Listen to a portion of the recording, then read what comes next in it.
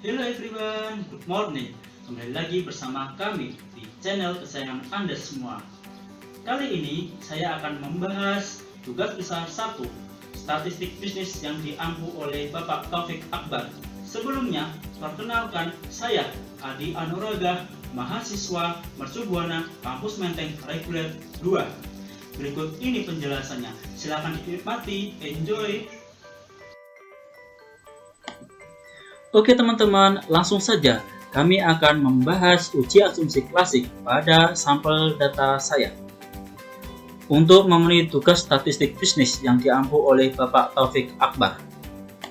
Sebelumnya, izinkan saya untuk menjelaskan teori apa itu uji asumsi klasik. Uji asumsi klasik merupakan pengujian yang bertujuan untuk memberikan kepastian bahwa persamaan regresi yang didapatkan memiliki ketepatan dalam estimasi, tidak bias, dan konsisten. Adapun uji asumsi klasik itu dibagi menjadi berapa teman-teman? Ya, dibagi menjadi 4 macam. Yang pertama adalah uji normalitas, yang kedua adalah uji heterokedastisitas, yang ketiga adalah uji multikolineritas, yang terakhir adalah uji autokorelasi. Nah, saya akan menerangkan yang pertama adalah uji normalitas. Uji normalitas itu bertujuan untuk menguji apakah data dalam model regresi memiliki variabel pengganggu residual berdistribusi normal atau tidak, di mana keputusan untuk menerima atau menolak hipotesis dilakukan dengan membandingkan antara nilai probabilitas dengan nilai tingkat signifikasi. Nah, uji normalitas ini dapat dilakukan dengan melakukan uji histogram, uji normal pp-plot, uji chi-square, Squamous, dan uji Kolmogorov-Smirnov. Adapun pada penelitian kami, saya menggunakan uji histogram, uji normal pp-plot, dan uji Kolmogorov-Smirnov. Tidak ada metode yang paling baik, semuanya itu baik, di mana ketiga metode ini saling melengkapi dan saling menguatkan. Dasar pengambilan keputusan dalam uji normalitas dengan menggunakan metode Kolmogorov-Smirnov adalah apabila nilai signifikasi itu lebih besar dari 0,05, maka data penelitian ini berdistribusi normal. Dan apabila nilai signifikasi itu lebih kecil dari 0,05, maka data penelitian ini tidak berdistribusi normal. Terus kita lanjutkan ke uji heterokedastisitas. Uji heterokedastisitas digunakan untuk menguji apakah data dalam model regresi terjadi ketidaksamaan varian dari residual satu pengamatan ke pengamatan yang lain. Apabila varian dari residual satu pengamatan ke pengamatan lain itu tetap, maka disebut homokedastisitas, dan jika berbeda disebut heterokedastisitas. Yang menjadi pertanyaannya adalah model regresi yang baik itu apa? Yaitu model regresi yang baik itu homokedastisitas atau tidak terjadi heterokedastisitas, di mana pada grafik scatter plot apabila tidak membentuk pola tertentu, maka dapat disimpulkan bahwa pengujian sampel tersebut tidak terjadi masalah heterokedastisitas, atau dapat disimpulkan bahwa data sampel ini bersifat homokedastisitas atau terjadi kesamaan varian dari residual satu pengamatan ke pengamatan yang lain. Lanjut kita kepada uji multikolineritas. Uji multikolineritas ini bertujuan untuk menguji apakah data dalam model regresi ditemukan adanya korelasi antar variabel bebas atau independen. Apabila terjadi korelasi yang tinggi, maka hal ini dinamakan terdapat problem multikolineritas. Nah, yang menjadi pertanyaan, model regresi yang baik itu apa? Yaitu apabila tidak terjadi multikolineritas, atau bisa dikatakan tidak terjadi korelasi di antara variabel independen. Nah, apabila dia terjadi multikolineritas, itu apabila nilai toleransinya itu kurang dari 0,1 dan nilai VIF-nya itu lebih dari 10. Nah, tadi kita mendapat pengetahuan bahwa model regresi yang baik itu tidak terjadi multikolineritas, sehingga seharusnya nilai toleransinya itu lebih dari 0,1 atau nilai VIF-nya itu kurang dari 10. Sehingga itu dinamakan tidak terjadi multikolineritas alias tidak terjadi korelasi antara variabel bebas. Nah, selanjutnya adalah yang terakhir adalah uji autokorelasi. Uji autokorelasi itu bertujuan untuk menguji apakah data dalam model regresi linear terdapat korelasi antara kesalahan pengganggu pada periode ini dengan periode sebelumnya. Yang menjadi pertanyaannya, model regresi yang baik itu apa? Yaitu apabila tidak terjadi korelasi, tidak terjadi autokorelasi. Sehingga model regresi yang baik itu apabila tidak terdapat korelasi antara kesalahan pengganggu pada periode ini dengan periode sebelumnya.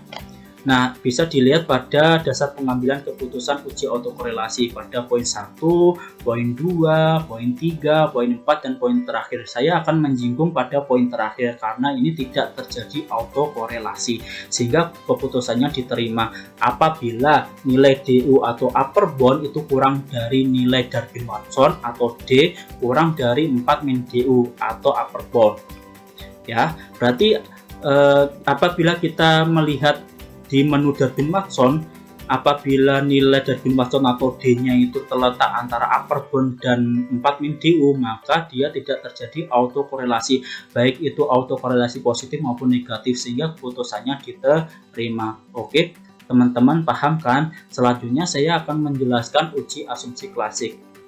Ini dia, kita buka asumsi, kita buka aplikasi SPSS, ada data view dan variable view. Kita klik variable view, namanya kita klik nomor, kita ketik X1, kita klik X2, kita klik Y.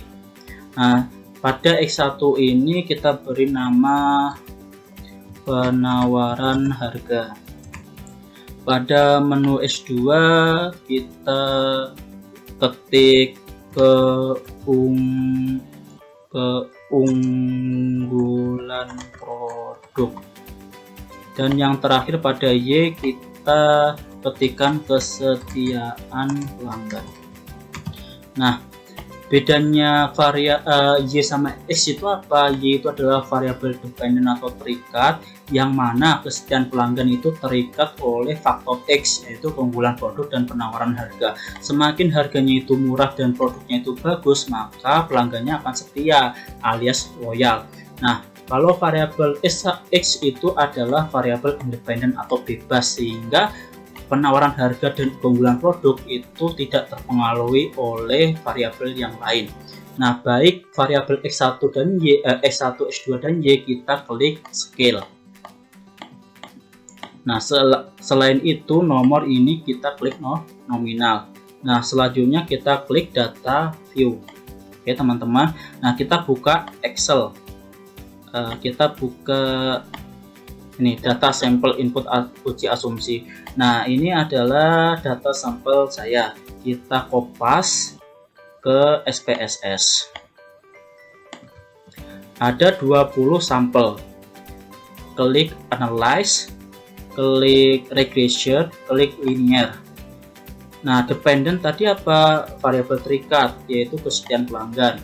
Nah, variabel independen atau bebasnya adalah penawaran harga dan keunggulan produk. Nah, klik statistik. Nah, linear regression statistik itu klik collinearity diagnostic dan covariance metric, di mana untuk menguji multicollinearitas. Dan menu residual klik Darwin-Watson, di mana untuk menguji autokorelasi. Paham kan teman-teman? Saya lanjut ya. Klik continue, baru klik plot. Nah, linear regression plot atau scatter plot ini digunakan untuk menguji heterokedastisitas, di mana variabel Y atau dependent kita masukin seresit.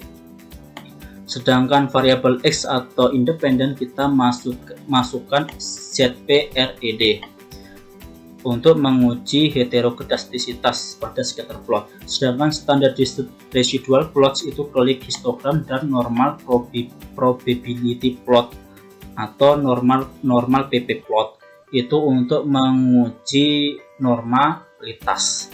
Klik continue, baru kita klik save, di mana menu residual kita klik unstandardized, baru klik continue, baru klik OK. Nah, ini adalah hasilnya. Ada variable enter or remove, ada model summary, ada model ANOVA, ada model coefficient, ada model coefficient correlation, ada collinearity diagnostic, ada residual statistik, ada chartnya itu adalah histogram, normal PP plot, dan yang terakhir adalah scatter plot. Nah, saya akan menguji normalitas dengan menggunakan 3 metode, yaitu histogram, normal PP plot, dan Kolmogorov-Smirnov yang nantinya akan kami munculkan. Nah, histogram ini apabila dia di atas 0 dan berbentuk gunung, maka ini adalah distribusi normal. Tapi kita tidak serta-merta, oh ini distribusi normal ya, kita harus menggunakan uji yang lain. Yang saya gunakan selanjutnya adalah uji normal PP plot. Apabila titik-titik sebarannya ini bergerak lurus dan apabila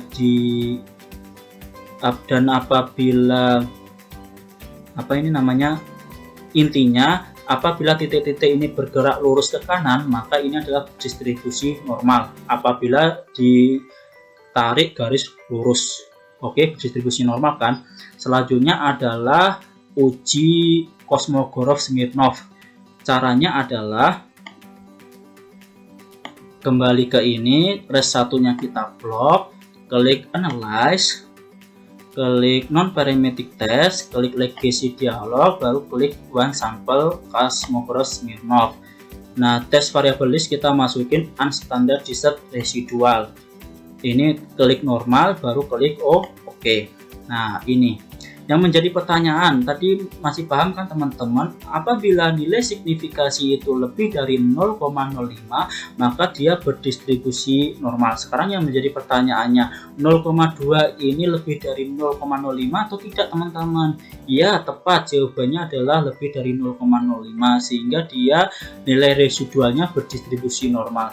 Sehingga bisa disimpulkan bahwa baik itu pakai uji histogram, uji normal PP plot maupun uji Kolmogorov-Smirnov, itu bisa disimpulkan bahwa sampel data ini nilai residualnya berdistribusi normal. Oke, selanjutnya adalah scatter plot.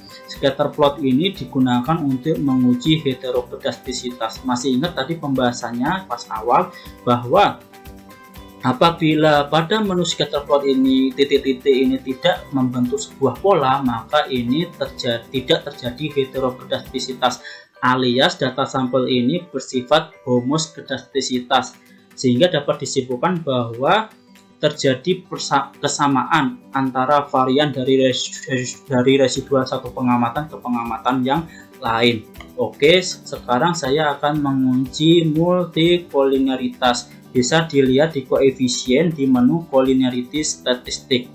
Masih ingat apabila dia terjadi multikoliniaritas, maka nilai toleransinya itu adalah kurang dari 0,1 dan nilai VEF-nya itu lebih dari 10. Padahal model regresi yang baik itu gimana teman-teman? Tidak terjadi multikoliniaritas. Apabila tidak terjadi multikoliniaritas, maka nilai toleransinya itu lebih dari 0,1 dan nilai VEF-nya kurang dari 10. Yang menjadi pertanyaannya, 0,611 itu lebih dari 0,1 apa enggak? Ya, lebih dari 0,1. VEF-nya 1,636 itu kurang dari 10 apa enggak? Ya, kurang dari 10.